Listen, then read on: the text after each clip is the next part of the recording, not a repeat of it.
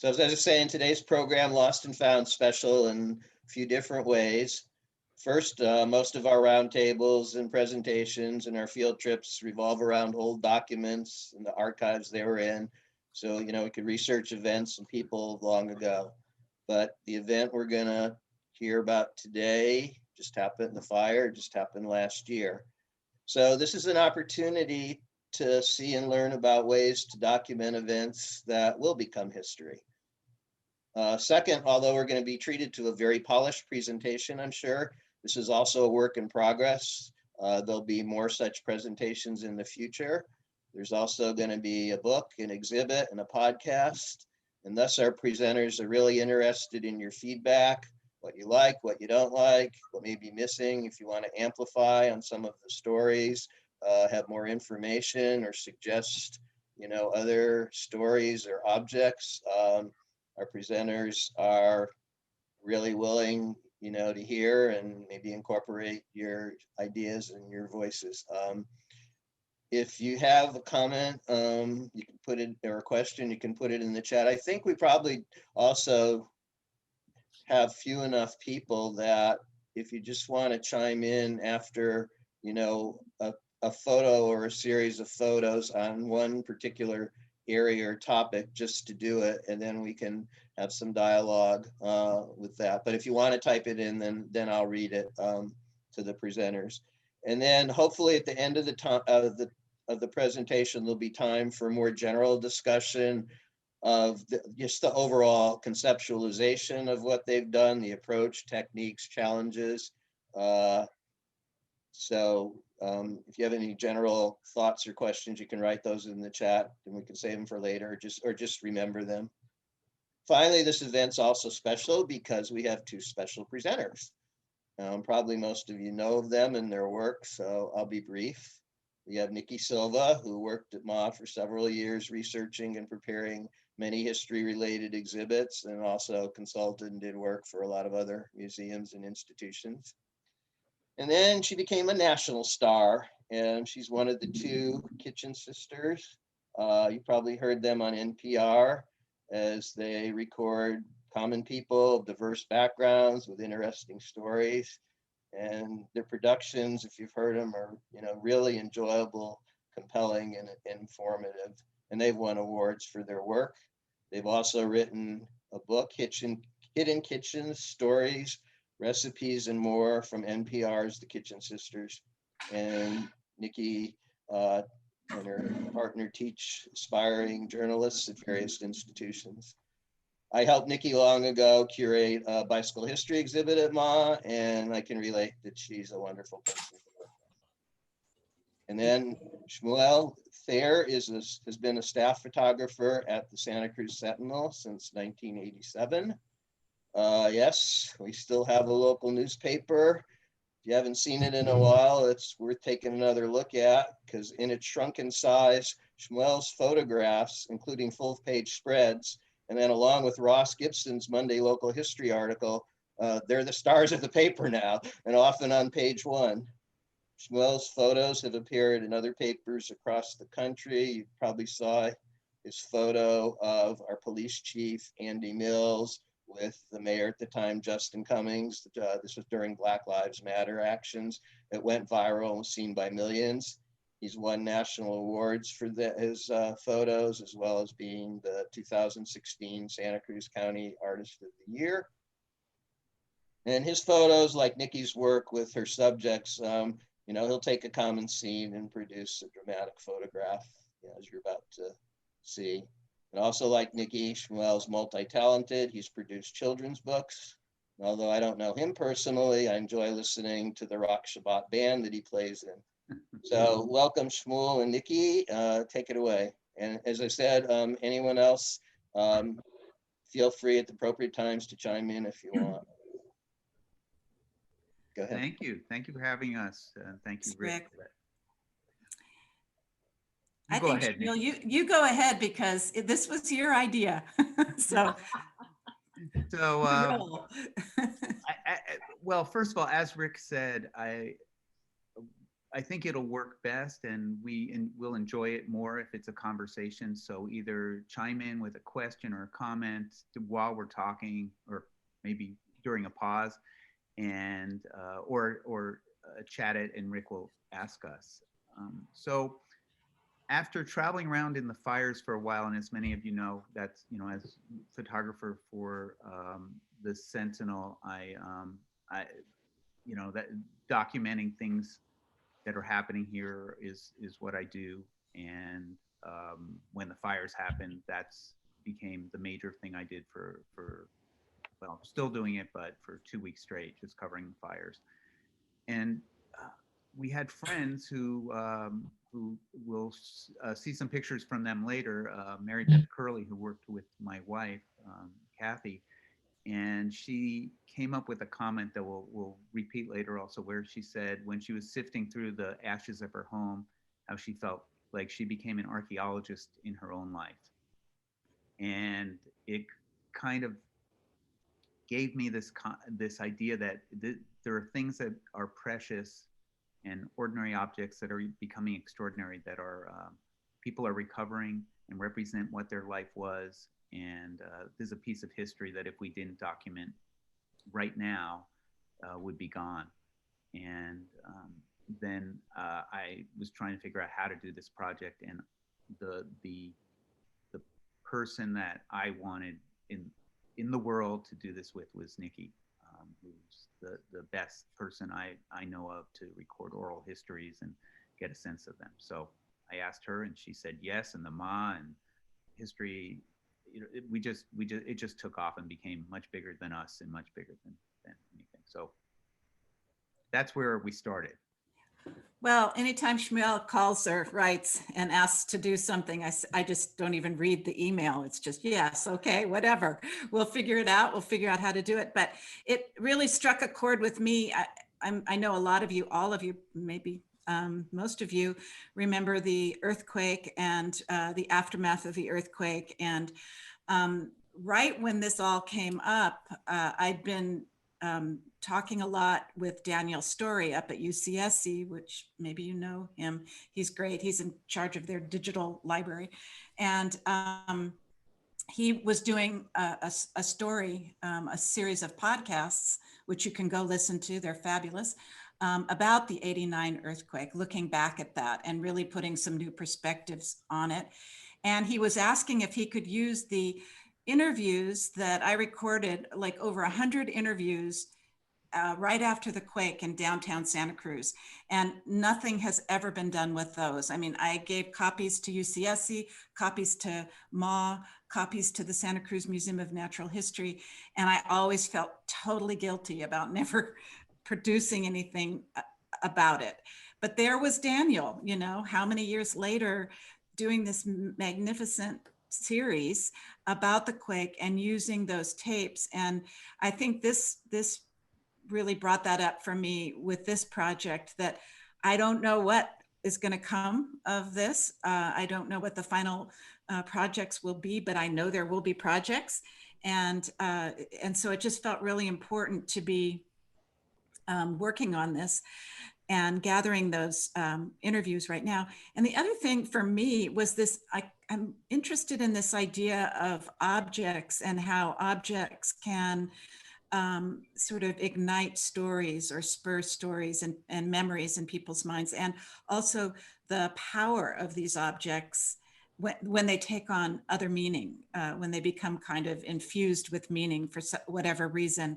And I feel like the fire and finding these objects emerging from the ashes really has that feel for me of the power or the meaning these take on. Like, why did this emerge? You know, what is this telling me? What is this saying? And it tells so much about a person's history. And then using these interviews and these photographs as a jumping off point for other history projects, and for exploring the history of the mountains, and for looking into the future. Like, what are we going to do here? This is a new normal. We really need to be thinking about how to build safely and in our mountains and what to do about this. We also need to think about the Mutsun tribe and their ideas of burning and taking care of the forests, and also the science and the climate change. So there's so many ways this can go. Anyway, that's my little spiel. And so why don't we look at some pictures and things like that? So hang on. And I saw Mary Beth Curley, who we mentioned, just entered the group. So it'll be nice that she's here. And as we said before we even started, that hold on, I'm going to share my screen. And go here. Okay. So, and Oh, you're here. a number of people who you'll see their houses and their possessions and things like that are here with us. So it's really a special time for all of us together here. So we called this this project Lost and Found CZU. And Nikki, correct me if I'm wrong. I think your sound that you collected and the interviews you collected at the earthquake was Lost and Found as well. Lost and Found Sound is a project we did a long time ago. So this is in perfect harmony with that. And so what we did, we recorded the stories from the fire and documented the items that people recovered from their ashes. So we'll talk a little about the process, and I'll kind of walk us through a little of the fire here, and what happened, and then I think Nikki will take over a little more. And we can see Ross's house here, Ross Gibson's house. But Nikki, I think we have some sound about the lightning.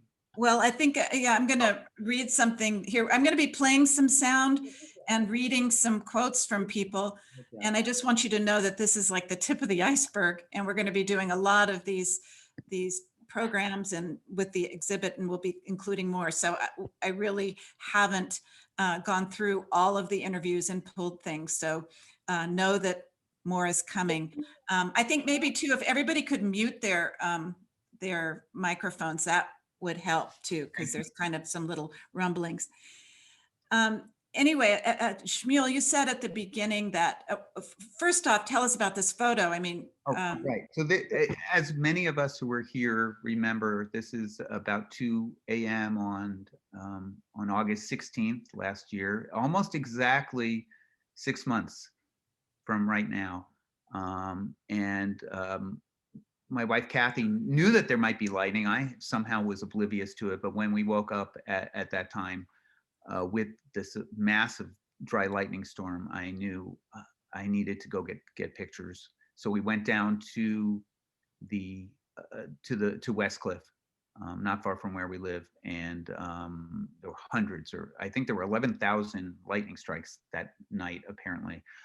We saw hundreds, and then obviously this led to what we all know now as the CZU August Lightning Complex. And so many of the interviews that we did, I mean, I'd say practically every interview that we did began with this memory and this kind of vision of this night. And one of the people that we interviewed was Tamar Igmar, and she's the manager of the Pie Ranch farm stand up on Highway 1.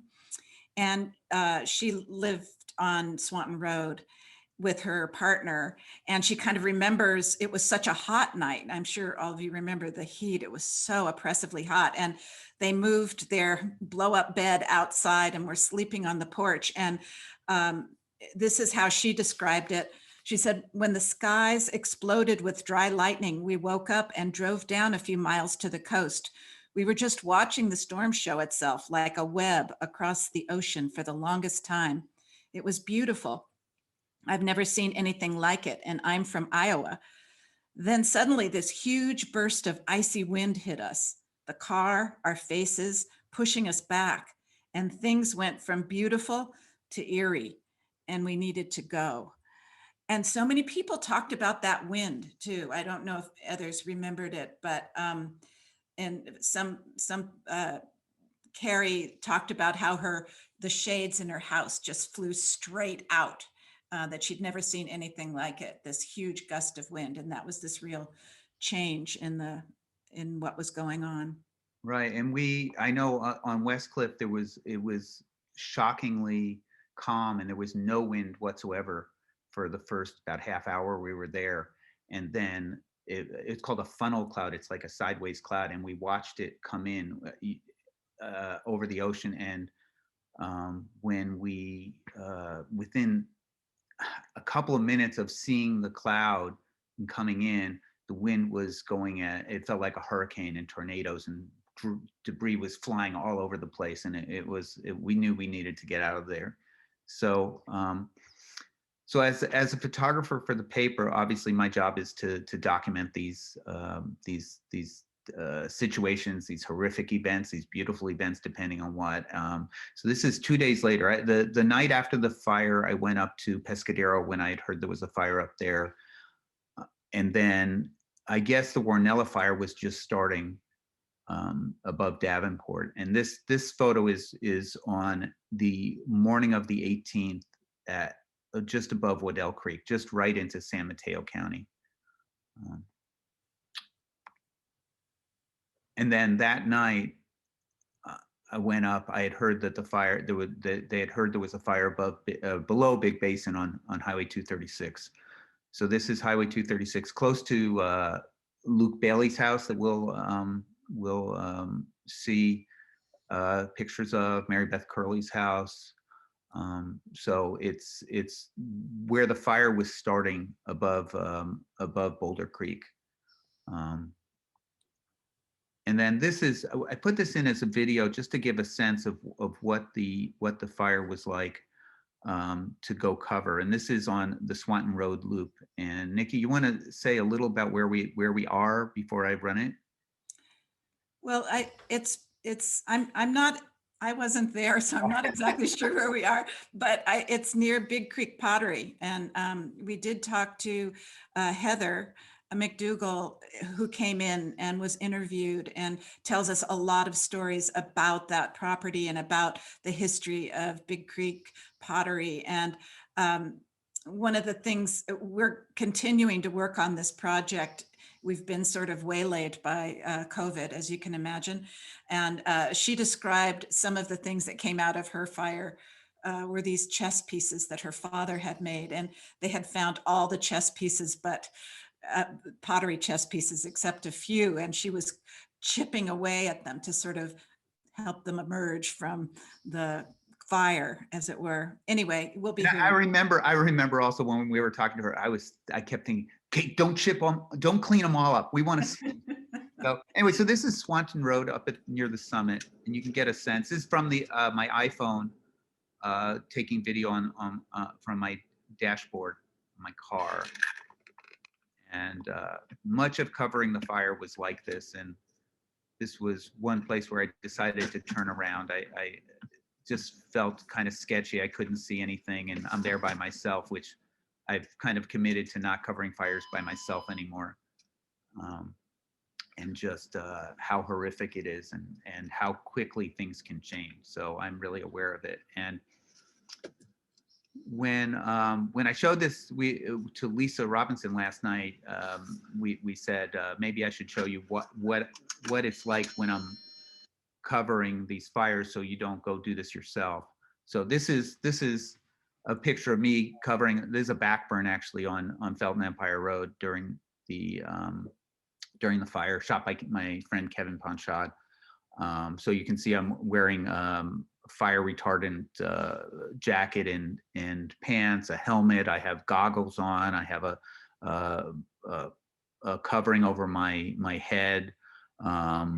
I sometimes wear gloves depending on what I'm doing. The boots are serious, forestry boots. So I'm protected. And then just to get a sense, when I drive around in general, even right now, this is what's some of the stuff that's in my car, including a fire shelter, a respirator, mask, extra water, my boots, my helmet, my goggles. So just that I'm not just doing this carelessly.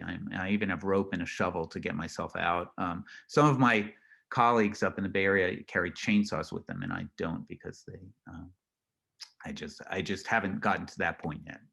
So don't try this at home.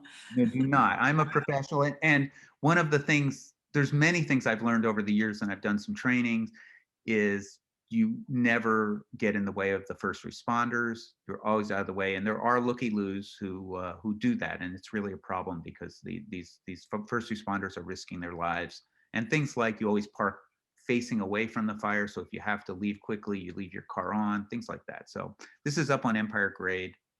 I'm pretty sure this is on the 20th.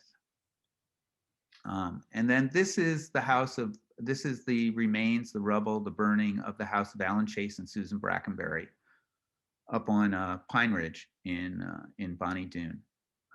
And I happen to know them, and when we wanted to start this project, there were Mary Beth Curley, who I mentioned before, and Alan and Susan were among the people that we asked to see if this project could work and bring their items in.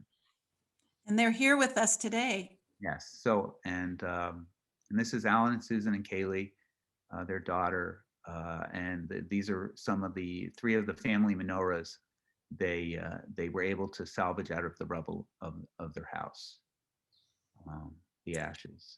What I love is the meaning too that each of these menorah have. I mean, it seems like so intended that each person should have their own. Alan, Susan, I don't know if you want to even just briefly say what each of these means to the person holding them. Sure. Yeah, I can say something. First of all, it's Linda, by the way. Oh, I'm sorry. Linda. That's Wait, okay. Her sister is Susan. Sorry about that.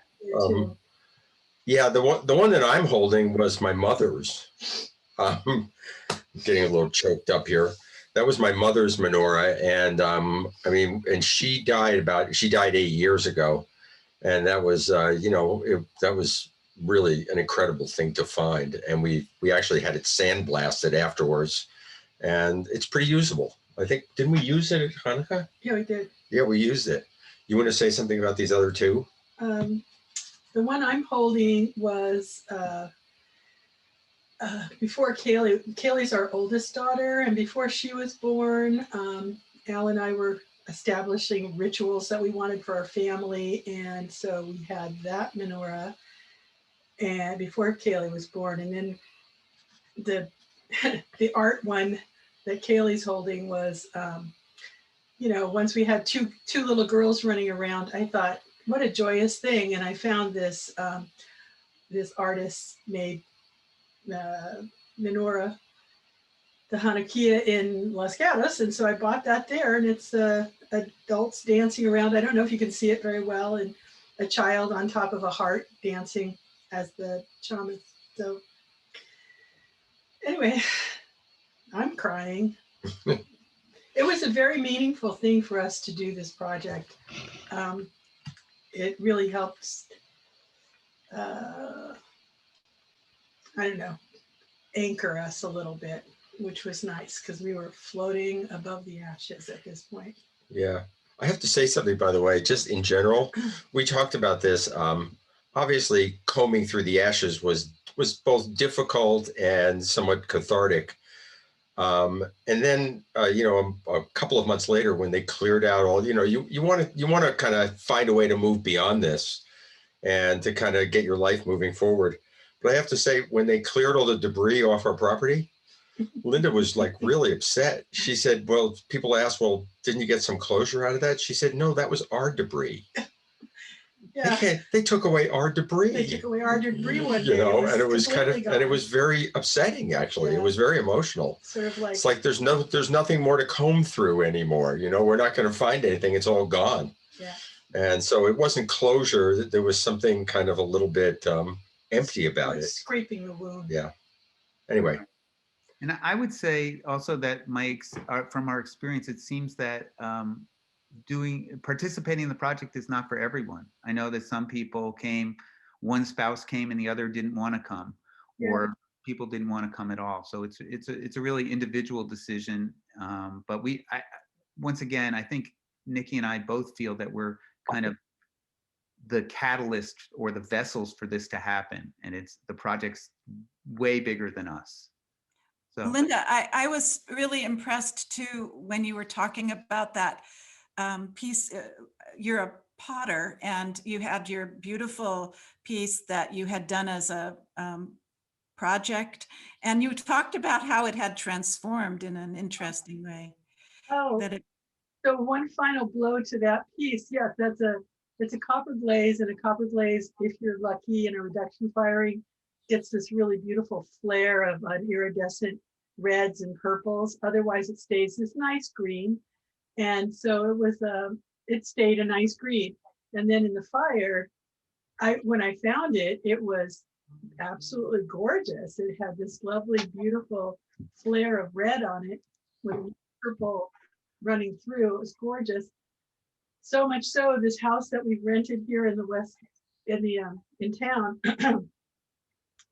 when we had our Thanksgiving celebration outside, I had it out as a sort of a decoration out on the patio on one of the tables.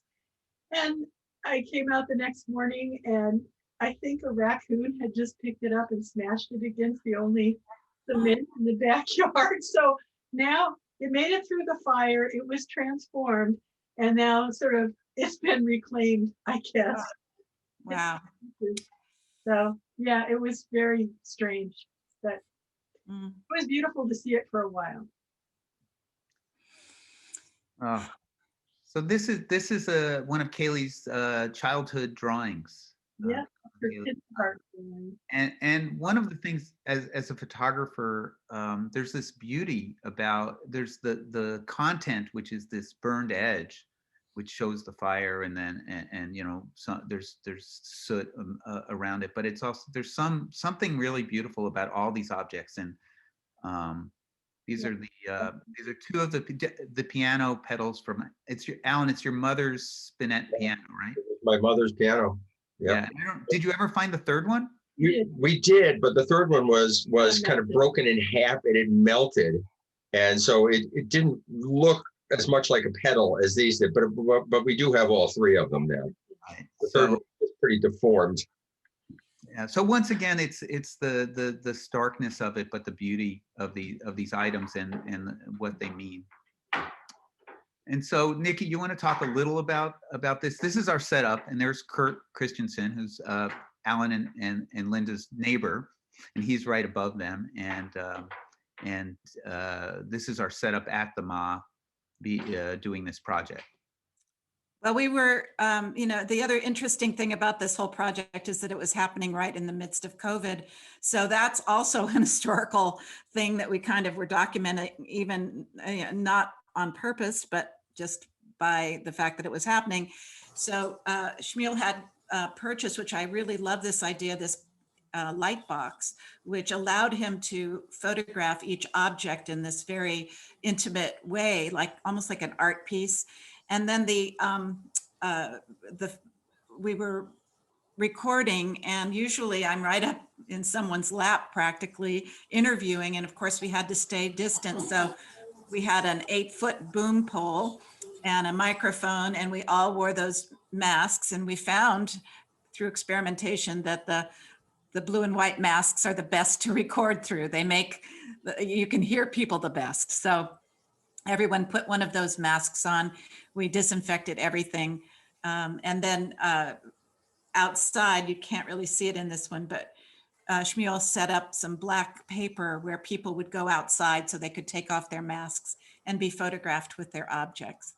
Right, and we'll see some a number of pictures of using that black seamless backdrop outside where people were able to let down their masks. So this is our sense of, this was our office for quite a number of days, and we're hoping to continue. We had to stop when the shelter in place came back. Okay, we're going to try something here.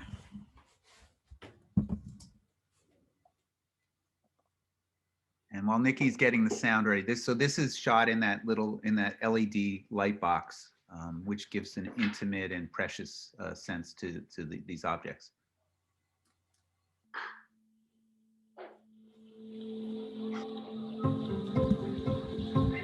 My name is Tamar Ingber. I lived on Swanton Road. There was the old dairy houses, and that was the neighborhood I lived in. The house is totally burned to ashes. our belongings, our dust. We didn't do any sifting of the property, but some pottery and metal pieces kind of floated to the top. You know, you could just see it when you walked by. I brought a small bowl. My partner and I took a ceramics class in Felton. Some of our favorite possessions were things that we made or other people in our lives made for us. So when I found a bowl that I made, it felt important to pick that up and honor that. So this is my bowl. It is perfectly wabi-sabi. It has uneven walls and a little groove along the top edge that I love. And it's the only bowl that I successfully made in my pottery glass. So it was my favorite one to put olives in or have a tiny little bowl to eat. The fire has given it like a patina, a little bit of blushing pink, and all of these hairline cracks. So the bowl to me feels like an artifact that I can take into the future that holds the experiences that we had. And you can see how the photos and the audio just work together and get the synergy of this amazing thing. So that was, I just wanted to say too, that was Igmar that you heard who had described the lightning at the beginning. Tamara Igmar, sorry. So this is Mary Beth Curley, and she and her husband Tony invited us to come while they began the process of sifting their house, which is up near the Boulder Creek Golf Course. Their neighborhood, their street was really devastated. I don't think there was a house left on their street after the fire. And then these are the last two videos, but this is a sense of what it was like for people to sift through. This is, I believe, their son raking through the area that was his room.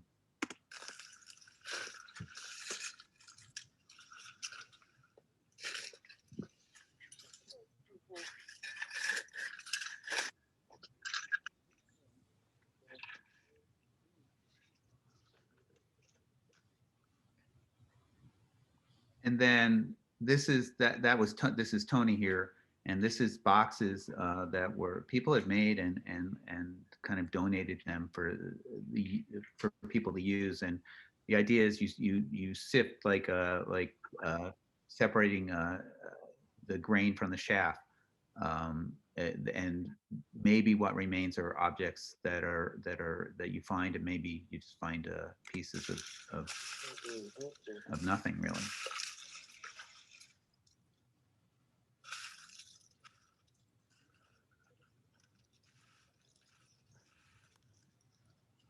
And for people who did sift through their homes, the ash of their homes, this is a very familiar, time-consuming thing to do. And there's Mary Beth with a sculpture she found. And Nikki, did you have the quotes from this one? Just a perfect glass marble that was found. And Mary Beth is here, yes? Yeah. Hi, Mary Beth. Yeah, I'm here. I guess, do you want me to talk about this object? It was kind of amazing that it survived because it was a glass marble, survived it completely intact. I still have it in my window. Today, it's, when everything else, when the house was burnt down to nothing, there were ashes, everything else was ashes, and this glass survived. I don't know how that happened. It was. Well, stay with us right now because we'll go and this is a Bedouin wedding bracelet, I believe.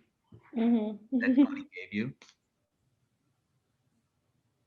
Yeah, it was the first present he ever gave me.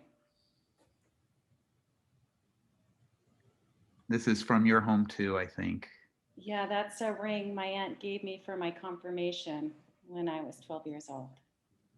And when you found it, it was in the box, right? Yes, it was in the box with another ring. Yeah. And then, if I recall, this is a hair clip, a bottle opener, and then your son. What's your son? I forgot your son's name. My son's name is Jackson. That's the remains of a buck knife. The buck knife had actually belonged to my husband, Tony, and he had gotten it at a Boy Scout. And then when Jackson was 10, he gave it to Jackson. And that was the only thing Jackson wanted to recover from the ashes. So, yeah. Well, it so struck me too, Mary Beth, your story, if you feel like sharing that, about your daughter who really didn't want to come at all, had nothing to do with it. But I loved the story you told about the mushroom books and all that she lost. Oh, yeah. That her favorite book was a mushroom book, All That the Rain Promises and More. And that after she lost it, one of our friends contacted us and said, "What can I get you?" And that was the one thing that Marlena wanted. So our friend gave her the book right after And that you tried to bring her some things. Yes. Some of the rocks from her her rock collection. And what did she say? She said they smell bad and I don't want them. She said they give me no joy, or Yes. they bring me no joy. I love that. Yeah. Well, thank you so much, Mary Beth. We really appreciate it. You're welcome. And this is the house of Ann McKenzie, and who was a seamstress up in Bonnie Doon, who is a seamstress. And Anne isn't here, is she? I can't see everyone who is here, but I don't think she is. Anyway, she's a seamstress, and she would alter wedding gowns. And she was finding that during COVID, her business was really shrinking. And then, of course, the fire came, and all of her sewing machines, her collection, her lifetime collection of patterns and material and buttons and everything were destroyed. And I think maybe is there a picture of her? Yeah, there's a few pictures. There's Anne at the fire, and we'll at her house. This is up in Bonnie Doon, off of on Sunlit Lane, I think, off of Empire Grade. And it's Summit Drive. Oh, Summit. Thank you.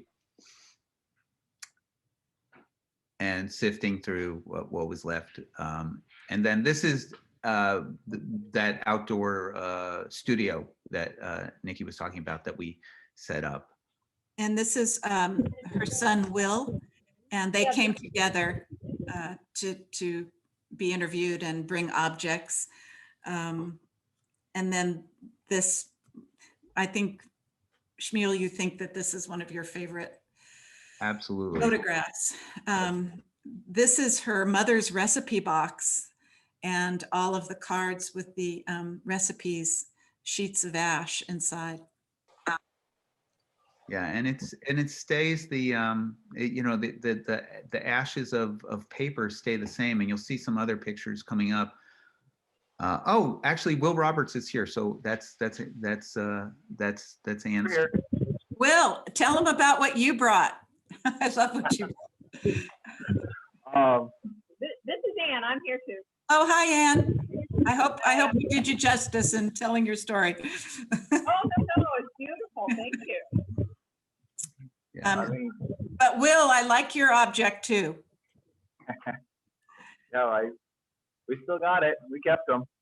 So it was a bourbon bottle, right? Was that what it? It was whiskey. It was a whiskey bottle. Right. It kind of deformed, and it was really special. And once again, there's this beauty of these objects of what the fire does to them, and it belies how horrific and traumatic the event was, but they become objects that have beauty in and of themselves. And I just wanted to read something, Anne, that you said that really struck me.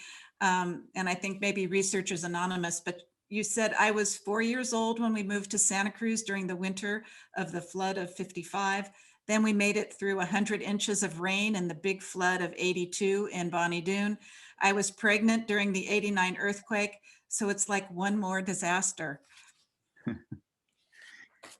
And we sure must love this place to keep living here, right? Really. Um, Oh, this is Steve Pizzo. He did not lose his home, luckily, but he came very near to losing it. And he brought in this carbonized leaves and ash that had come flying down. And he is a retired firefighter. He evacuated the home he built in Bonnie Doon 40 years ago. He fought on the front lines of the Lexington fire, the Lockheed fire, the Martin fire, the Oakland Hills fire, and he has never seen anything like the fires happening today in California. And he said, and I quote, "They behave differently. They don't cool down at night. They create their own weather. We don't know how to fight them." He was one of the earliest interviews we did, and really kind of gave a lot of context in terms of fire and firefighting. And that's kind of one of the things we hope to do further into this exhibit, is just really get a lot more of sort of the technical and what can be done and how we can learn from all of this. right. And I think Steve was an example of someone coming with a bag of burned, ashes, and not knowing what that interview was going to be about. And, it just turned into this amazing story, and it tells part of the story of the fire that is necessary. And then also one of the things of the interview, I know, and Nikki, this is really part of what you do so well, is we're about done, and then there's then a lot of times people are really relaxed at that moment, and then there's something very revealing that they say towards the very end of the interview.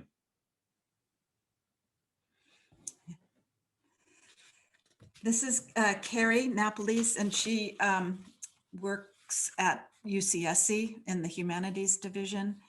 And these are let's see, I hope I can say this right. How do I say it? Shisa dogs. And these dogs had been above the front door of their house, and they brought them back from Okinawa, Japan. They'd gone on a field trip with the university and graduate students to do this incredible project that Professor Christie is doing up there called the Nagasaki Memory Project. And they are interviewing all these people in relation to photographs they have, and connected with a collection of photos that they have. So it's very much a similar project in some ways to this. And she told the story of how these Shih Tzu dogs are common in Okinawa. There are these protectors, and the male has an open mouth and the female has a closed mouth. And the male represents the first sound of the alphabet, and the female represents the last sound of the alphabet and all that is said in between, which I really thought was beautiful. Hey, Nikki, it's Carrie here. Oh, Carrie, did I say that right? Yeah, almost. It's just Almost. called, it's the Okinawa Memories Initiative. Not Okay. Nagasaki. I'm sorry. Yeah, Okinawa. that's okay. Oh, Yeah. You're here. Hi. Hi. Yeah, I joined late, but I'm here. Oh, I feel like we are so blessed and fortunate. yeah. Thank you for people joining. that went through this, and how generous all these folks are with their time and their feelings, and being open, and it's really an amazing privilege for us to be able to document it. Thank you for doing it. And I just threw this one in just because it is really a hard thing. This is during one of our interviews, and it speaks to the emotion and what this brings. And as Alan Chase said a little towards the beginning, there's a catharsis, or maybe that there's a catharsis about telling the story. And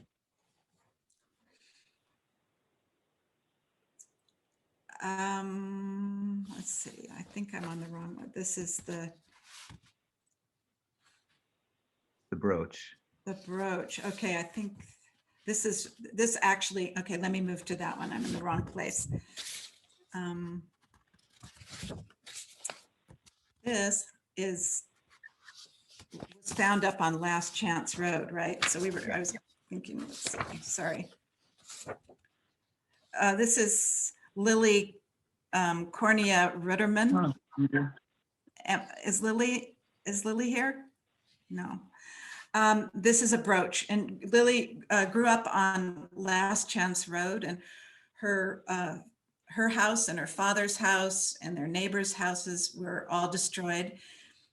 She fills in a lot of that story and about the lack of information that night for the people who were in the fire up in that area, particularly where they really didn't know anything until the very end, and that they had to get out. And she and her baby and her partner were able to get out, obviously, and this brooch belonged to her mom, and that was one of the things that was found.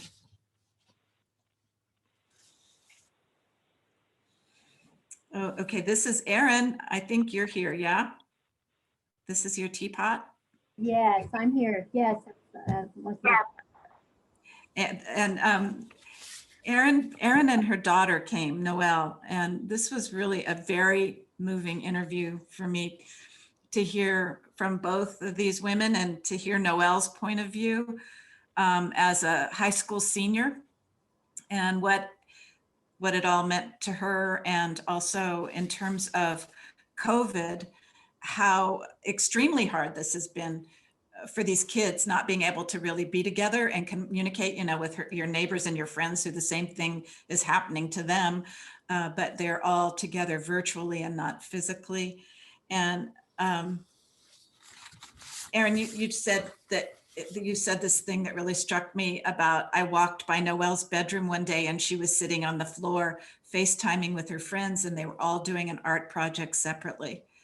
So I thought that was very telling about right now. Yeah, that memory I think will stick with me a long time. It's more about COVID than the fire, but it memorializes 2020 for sure. Quite the year. Quite the year. And it was a teapot that was one of your favorites, I think. Right. Yeah, the previous photo was a teapot, but I thought when I was 18 and Carmel. Yeah. I have another tape here to play. And Nikki, the last time the volume was a little loud on the. Okay, I'll see what we can do here. Maybe if I take it back a bit.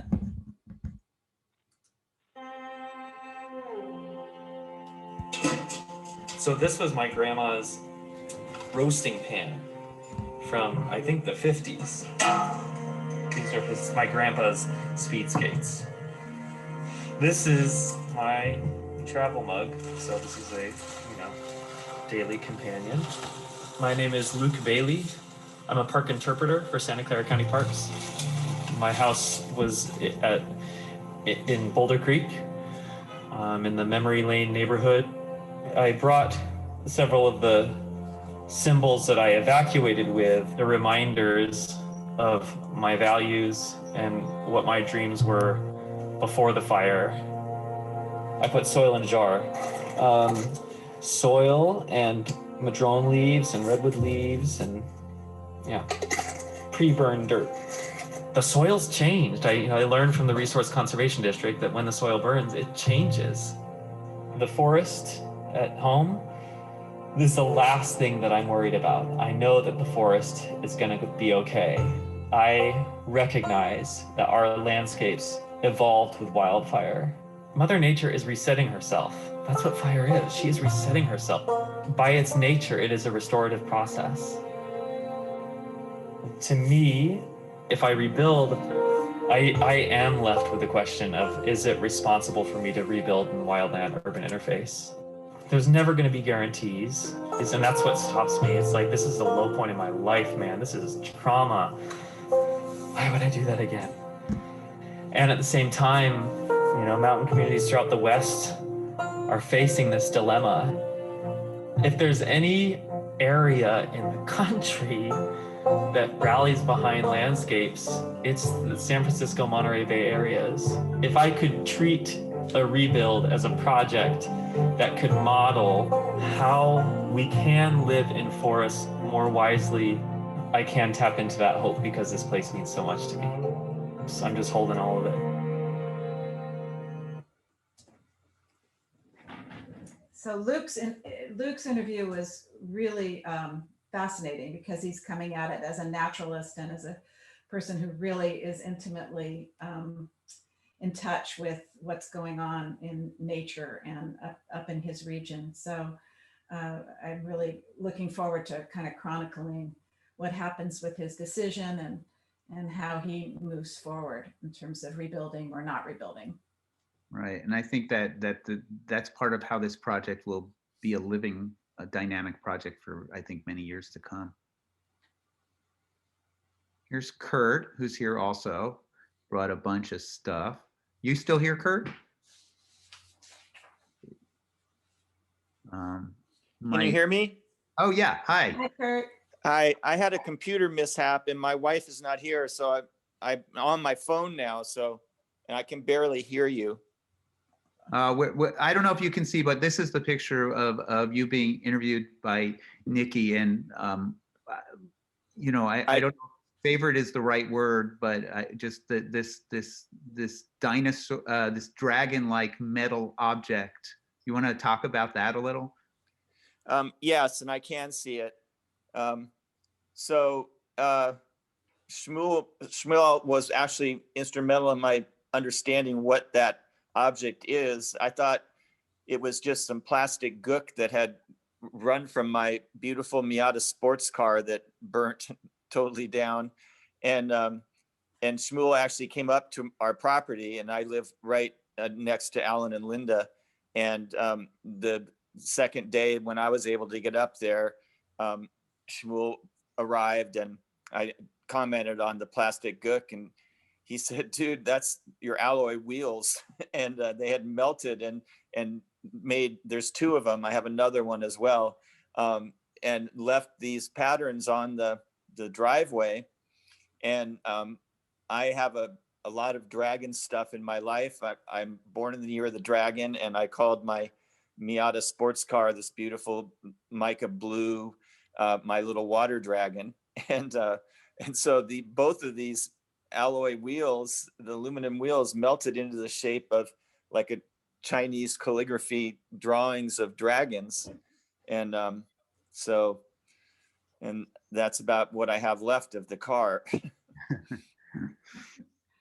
And I love this picture too, because it shows what it was like to be doing this, where you know, we have the objects, we have Kurt and Nikki both there with their masks on. Nikki's tape recorder is there, the big boom mic, and then we have, of course, masks, hand sanitizer, and wipes. And you can see. And Kurt, I was surprised at these objects because they're kind of, I guess, they seem so delicate, but they survived it they exist, I should say. Yeah. They get destroyed. Yeah, there was a lot of glass objects that these are two Christmas ornaments. The one in the foreground is, I believe it was an acorn or a chestnut. And then the other one is the angel that was atop the Christmas tree from when I was a little kid, and it had been my mother's, and it's totally different. All the glass changed color, but we found a number of things like that. One thing I didn't find was my wife's menorah that I was reminded of looking at Alan and Linda's, but that never showed up. But it was really moving finding so many things, and a lot of it was bits of things. But some things were intact and just totally transformed into new shapes. And most of the items now aren't usable, but they're beautiful art items and that still hold the memories. Right. And this is a Scandinavian kitchen utensil, right? Yeah, it's an Abelskever pan.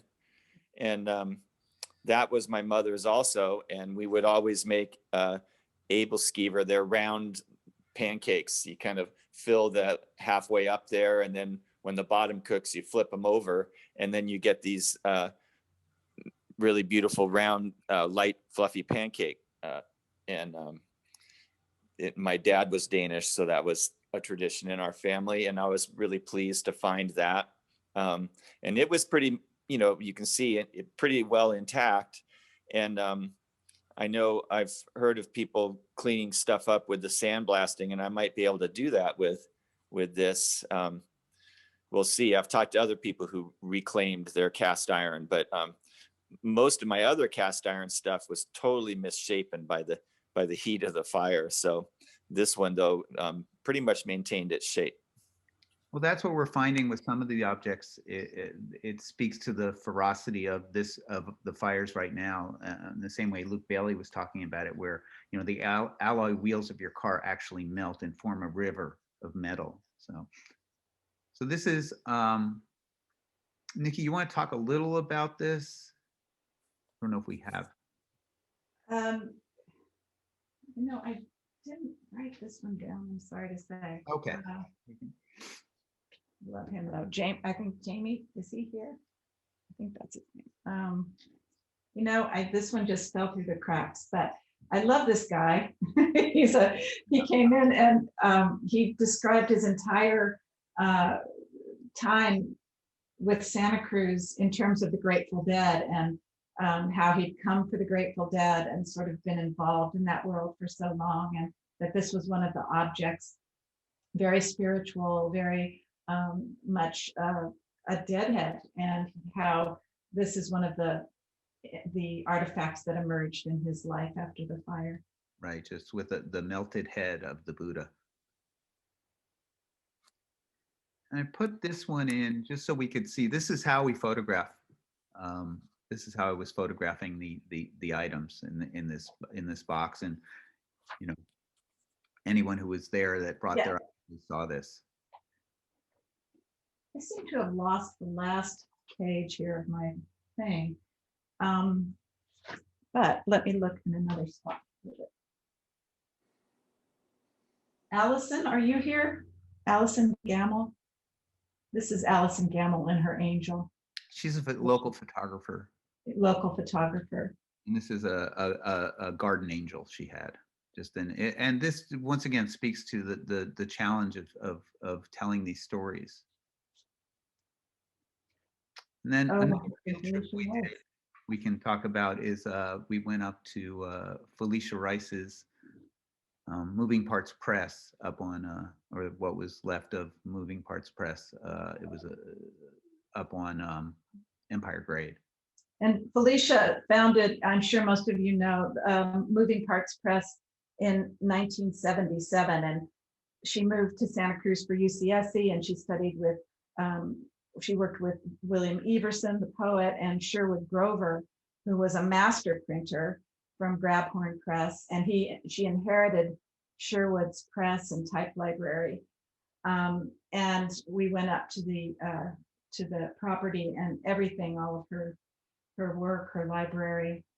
I mean, one of the real tragic things is that she's having to go now online and back to people to try to get copies or buy back pieces that she produced over the years, because many things were burned. But this is one of those Phoenix moments. She has moved to Mendocino.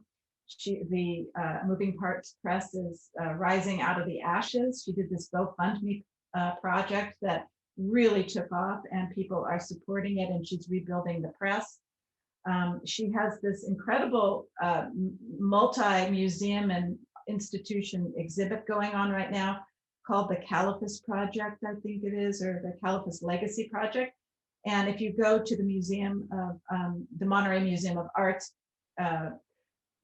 website, you'll see some of these things, and also the libraries, Santa Cruz Public Library and Watsonville. She has broadsides in the windows. go check her out because she's doing so much stuff, including she has produced 3 broadsides to raise funds for the fire recovery in Santa Cruz Mountains.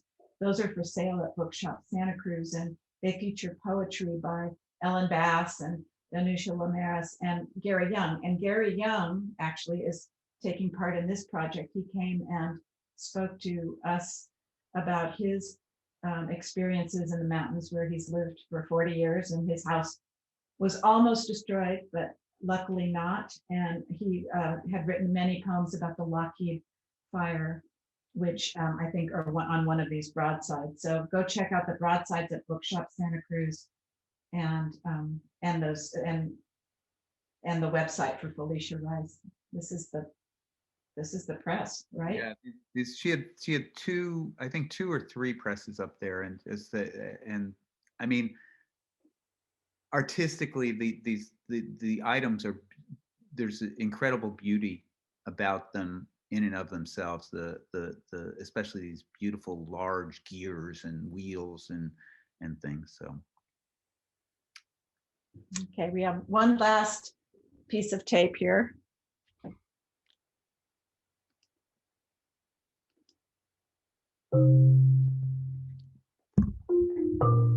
I brought my flute, and these 2 things are bombillas, which are the things you use in Uruguay to drink mate.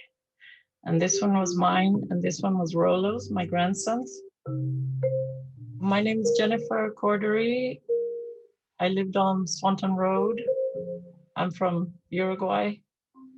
I've been in Santa Cruz for over 40 years.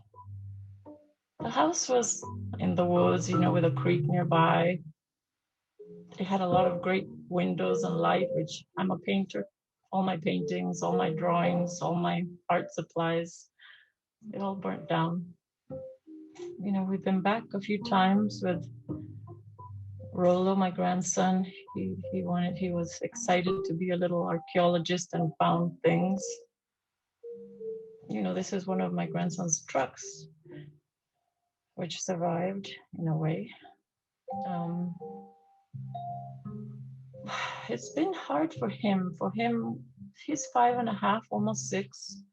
My daughter would bring him in the morning, and we'd stay till the cows came home. So for him, it was a place of freedom, of playing. We had the creek, and we had all his trucks and Legos and books and toys that all burnt. I just told him, I mean, I just said, you know, Swanton is burnt. The first thing he said to me, you know, something that can't burn, he said, it's the stories you told me. He says, and that can never burn. Swanton was a place, but the connection is with me, so the place is me too.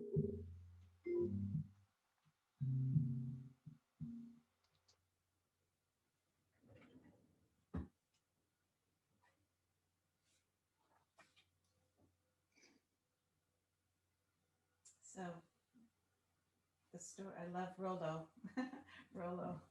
Rolo's last words.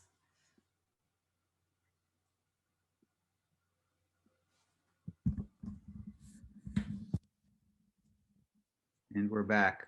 We're back. So if anybody have any questions about anything and about the project or ideas or suggestions? I have a question, actually. Can we get a copy of this Zoom? Kaylee, my daughter Kaylee, whose picture you saw earlier in the presentation, she's driving out to Western Massachusetts, and so she's not able to be online, but she was really kind of moved by this, and she said, can I get a copy of the Zoom? Is that possible? Yes, Lisa, we're recording this, and I think Luke also asked if he could get a copy. So I'm not sure how we'll do this, Lisa, but maybe we can figure.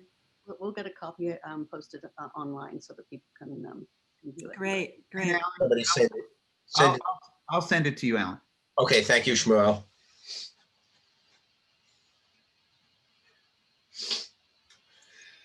hate insurance companies. Yeah. Yes. Does anybody want to say anything about insurance companies? No, let's not even go there. I think that's maybe our next chapter, insurance companies. Right. Yep.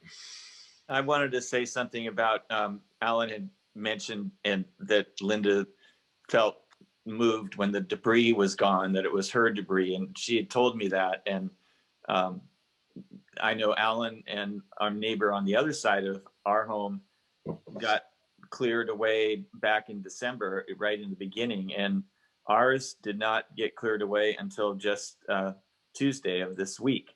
And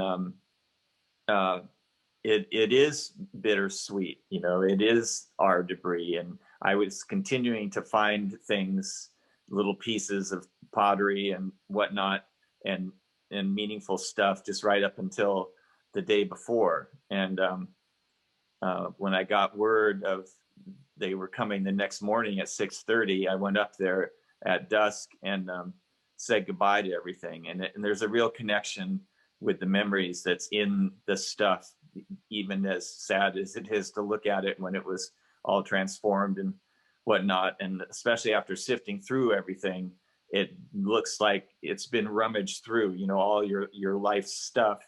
I think the energy that we have all infused into our belongings is an energy that stays with them, and I could feel that. And now it's you know, just cleared off, but that's a new chapter too. So now we're moving forward with that.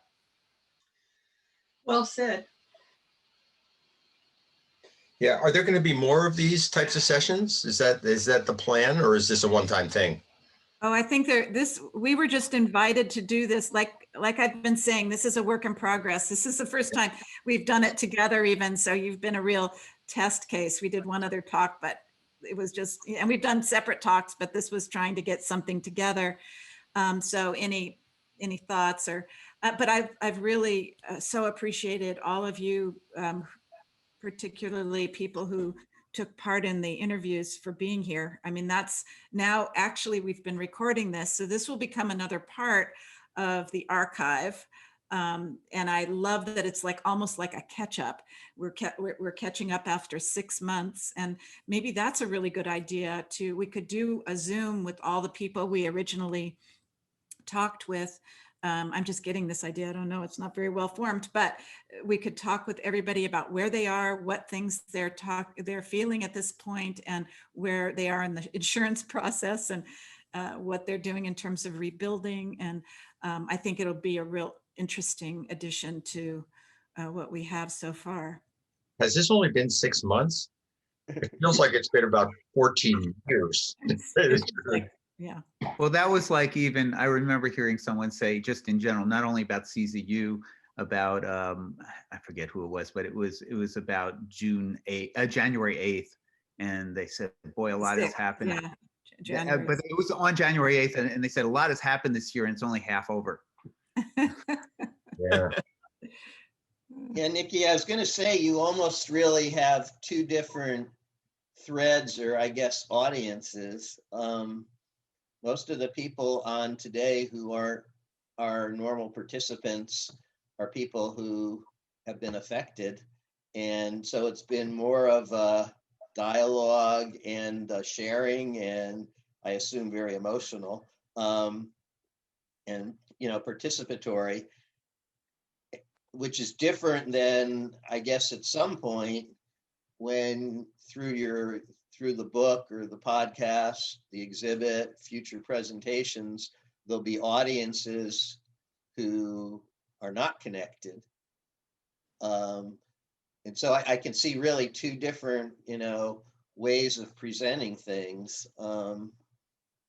Definitely. Yeah. No, this has been so different from the first presentation that we did for the Dolcus Foundation, that so generously helped fund what we're doing here.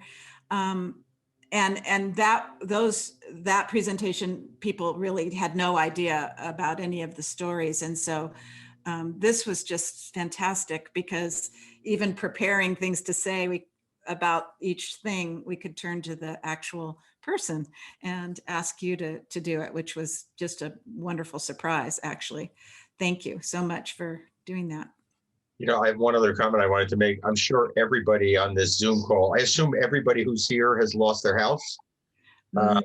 And, you know, if, No, not everyone. okay, most. Okay, so one of the things I was thinking about during this as I was getting kind of choked up talking before is that, I mean, it's incredibly difficult putting your life back together emotionally and just from a practical standpoint. But in that kind of broader context, there are just days that are just sad days. There are days when you just feel like, you know, you don't want to get out of bed. It's like, where am I living? Who am I? You know, where is my past and my history? And it passes and you go on with your life. But there are days when it's just kind of, you know, all you want to do is sit down and turn the TV on and watch some stupid series all day because you don't want to think about it. Little House on the Prairie. Oh, yeah. So that would be her. That would not be me. Yeah. I got 7 seasons. There's more too. Right. So yeah. So and this kind of thing really helps. You know, I said it's very emotional, and hopefully today won't be a sad day, but you don't know. They just kind of come on you out of the blue. And of course, well, that's another thing. I was just saying, being stuck at home with COVID, you know, with the COVID restrictions, just makes everything kind of worse. You know, well, that's another reason I think this is so important, because just from the history part of it, and Researchers Anonymous and the Museum of Art and History, we have all of these incredible documents and photographs in our collection, sort of chronicling these past natural disasters in the community.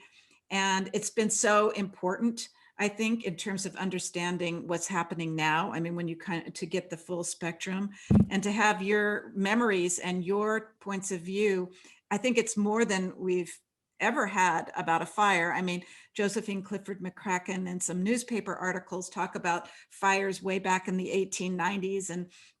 But what we've got here are real personal stories, and from all kinds of people doing all kinds of work in the community and what their lives and histories are. And I mean, these little snips of recordings, we talked with everyone for about, I don't know, half hour, 45 minutes at least.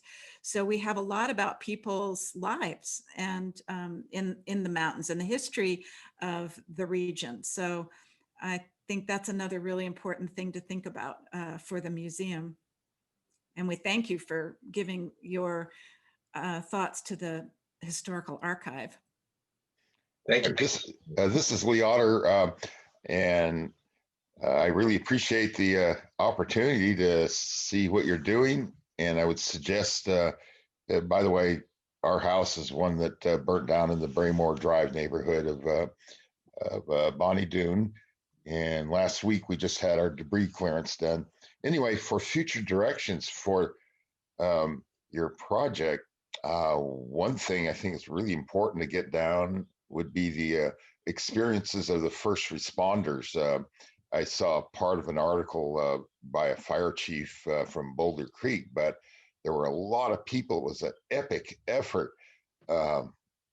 Just now we see lots of World War II sagas coming out as people are nearing the end of their lives and dictating. Let's get this one down while the stories are really fresh and really dramatic. This was really something.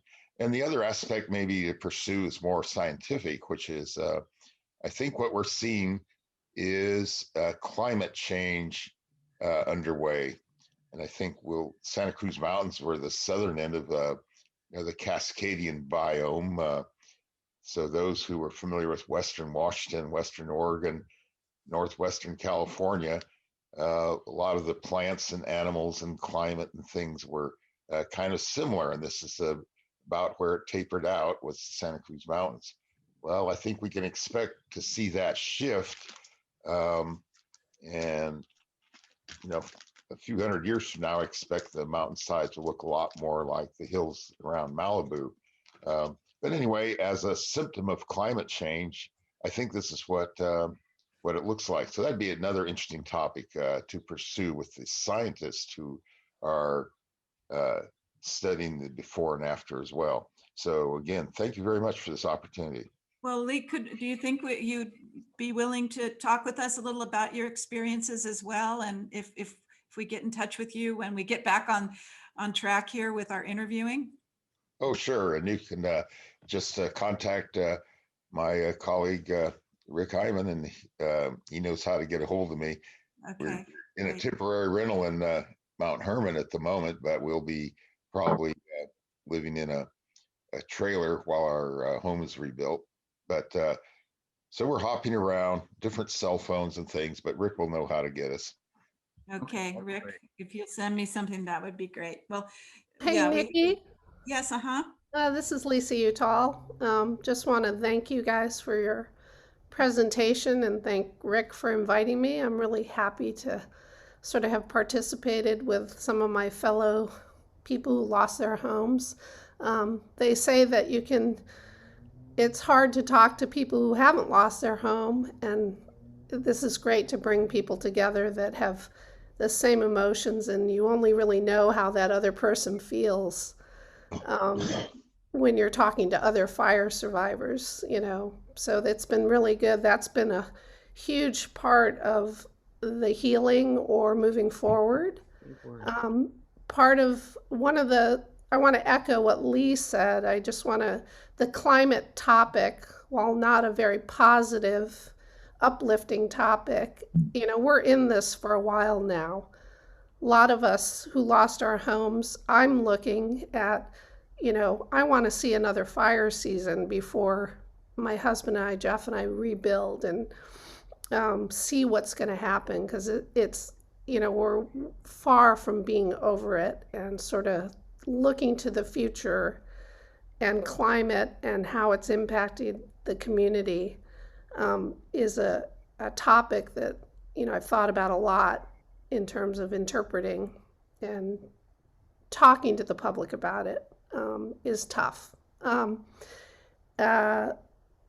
Another thing is the renewal of the land. We're watching, we have big redwoods on our property in Bonnie Doon, and they're just busting out these beautiful green sprouts. And I've just spent the last few months, I don't know if any of you guys have we had PG&E come in and down trees that they didn't take.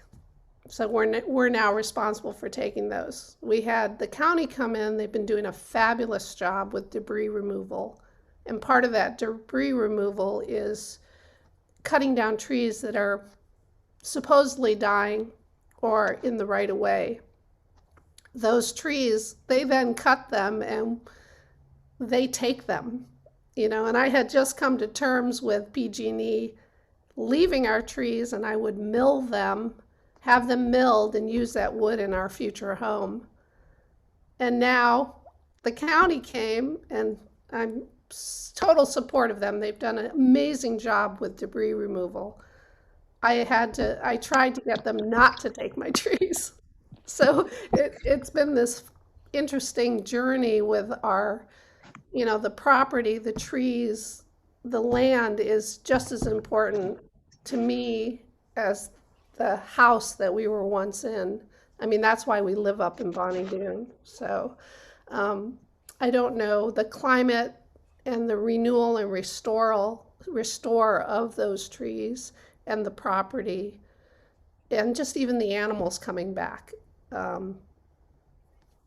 seem important stories to tell in the context of the fire. Yes, well, once again, if we could talk with you more, I would love that. And Lisa has a wonderful photo of when they took off the top of one of these trees and looked down in it. It was still burning inside. Yeah. I think that would be, I found that very moving to see that. And I think it could, if Lisa would be willing, it would be a great addition to your collection. Well, I feel like we should feel like this is a community archive, and everyone's ideas, I we're totally open to. And, you know, the Museum of Art and History has been great. And Marla and everybody have just embraced the idea of this, opened up the museum to this. We're talking next week about the exhibit and how we might do that and when we might do that. Everything, you know, is so hard to plan with COVID, but something will emerge. Is anyone, Shmuel, is anyone going up and sort of doing a time, I'm doing it on my property, but sort of trying to take pictures as the trees are renewing themselves? I'm doing it a little as time goes on. I'm not going to the same place, say, with a tripod and getting, you know, which maybe I would have been a good idea, but 6 months down the line, I think it's probably too late. But you know, for example, I photographed what's going on in Swanton, the Swanton Loop, about a week and a half ago. So I'm trying, but it's challenging because I'm the Sentinel photographer right now rather than one of the Sentinel photographers. So I'm trying, and it's really important. And hearing it from you kind of makes me realize that I need to keep doing it. I'll try to take a lot of pictures of our property. Great. Our view continues to get better and better. And if I could, I also just want to put in a little plug for another project I'm working on, which relates to this. And it's a book that will be coming out on March 1st called 2020 Hindsight. And it's photographs of myself and Kevin Panchad, plus one by Franz Lanting and a few other photographers. But it's a book about the year in Santa Cruz County with the themes of the fire, the pandemic, Black Lives Matter, the election, and community. And everyone donated their time and their effort. And there's essays by Joy Flynn and Bella Bonner, who are two of the Black Lives Matter activists. There's one by George Au, there's one by Mas Hashimoto, Jacob Evans, David Anthony wrote the introduction. There's an essay by Nikki about Lost and Found, and we've also created a curriculum based on the book through the County Office of Education, and we've through the generosity of the Au's and Roland Rebele and Community Foundation and Community Printers, we're giving a copy to every high school junior in the county. So there'll be a curriculum based on this to kind of understand how history is a living thing and how we write history and understand history. So look for that. It'll be coming out on March 1st and be purchased through we'll have a website, hindsightsantacruz.com, and it'll be for sale through Bookshop Santa Cruz. That sounds good. What a great sounding project. It was another project that, you know, sometimes I think of like, what did I get myself into? But when I get these teams together with Nikki, and the book has Wallace Bain as my buddy, my partner, and Ross Newport at the printers, and Susan True at the Community Foundation. Everyone goes, yeah, you know, I'll do this. So it's great. Carrie asked about whether you had any interest in looking at other photos not taken by you. And I guess that, and someone else asked about a website, and I guess, Nikki, are you working, I know you're working with Marla, but in terms of collecting photos, stories, are you like the conduit for everything for the fire, or should people talk to the museum, or how do you want to? I think Marla's been working with us, and she's the museum person, and we're working with her.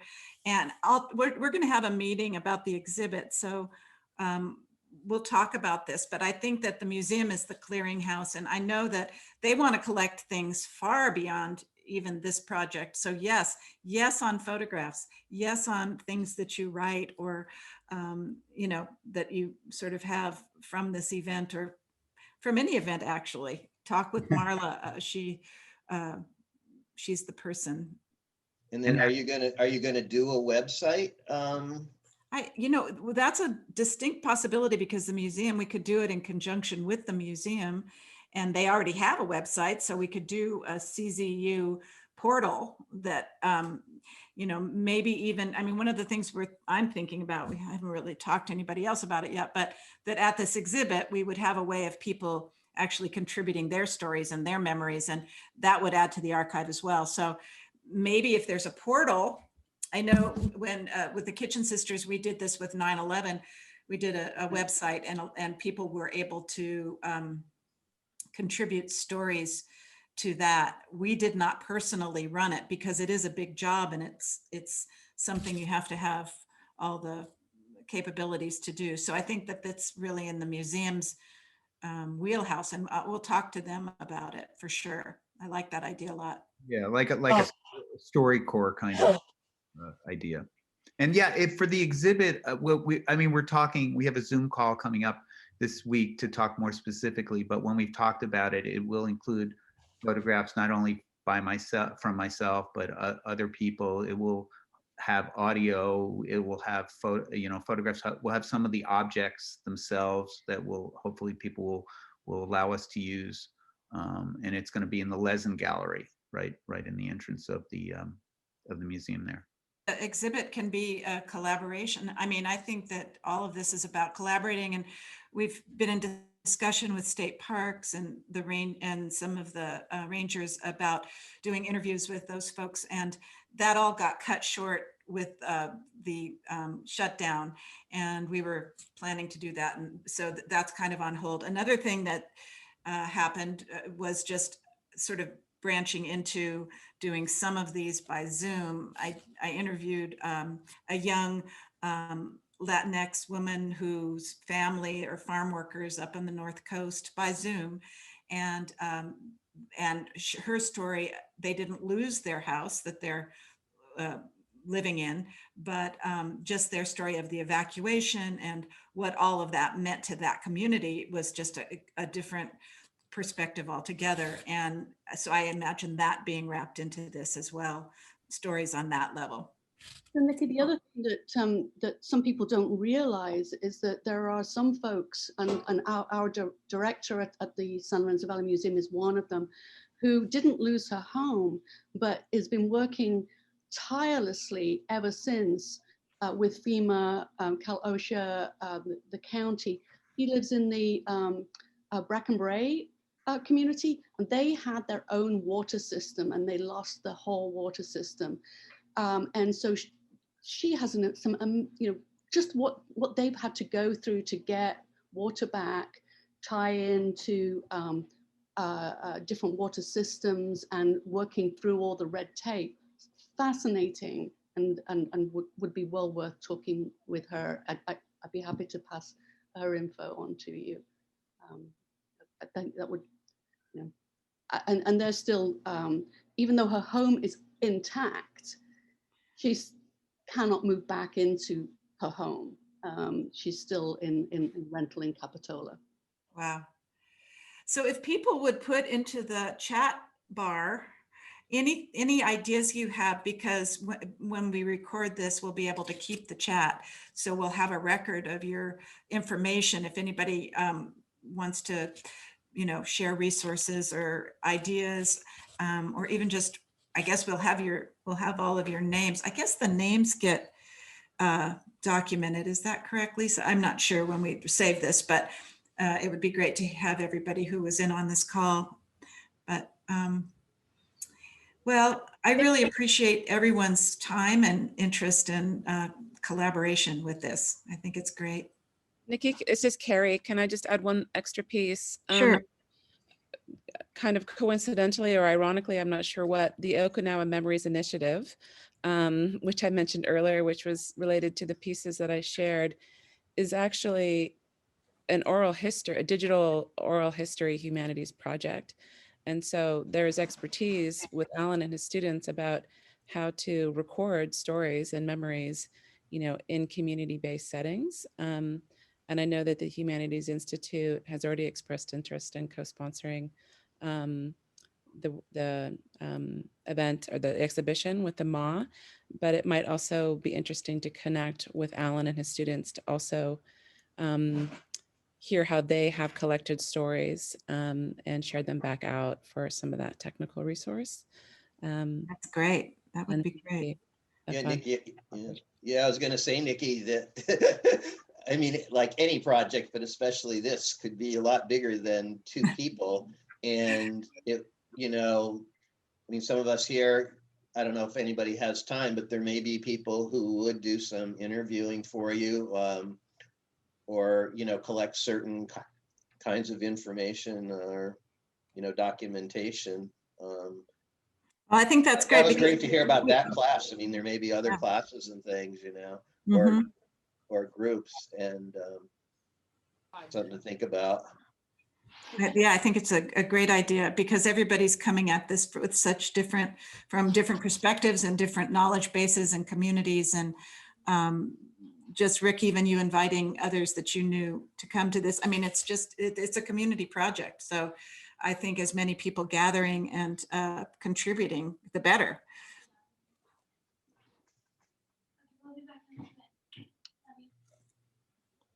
Anybody else have any final thoughts or words for our presenters or to share?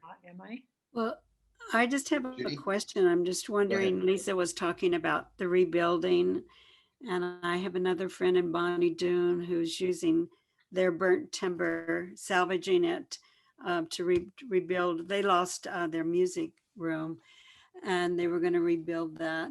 But I was wondering about cob houses, if people are considering that. They're made of local clay and sand and straw, and they don't burn. In fact, I heard a story of how I think it was in Africa, they build them and they glazed the inside of the cob and then built a fire inside of it and got this beautiful glazing on the inside. So just seeing how the ceramics survived just made me think, well, what if you had a ceramic house? And well, I think that's so interesting to me, is how to go forward and to use everyone brainstorming, you know, in the same way that the Bonnie Doon firefighters, the local brigade of volunteers saved a lot of houses. I mean, I think we have so much knowledge in this community and so much expertise that let's talk. Maybe, you know, let's figure this out. Let's figure out how to deal with the fires and the homeless and I mean, there are so many things we could do if we talked and just moved on. Well, I appreciate that you guys initiated this project. It is a meaningful part of the healing process for, I know, probably everybody that is participating. Well, thank you for taking part. You're welcome. This was really a privilege. Thank you all very much. Oh, and thanks for all the chats. I just opened up the chats. I love to see all those chats. Thank you. Okay. Okay. I guess that's it. Thanks everybody Thank you, for coming. everybody. Come on, if you haven't been to one of our meetings, come again sometime and have a great Saturday. Great. Thanks a lot. Thank you. Thank you. Bye.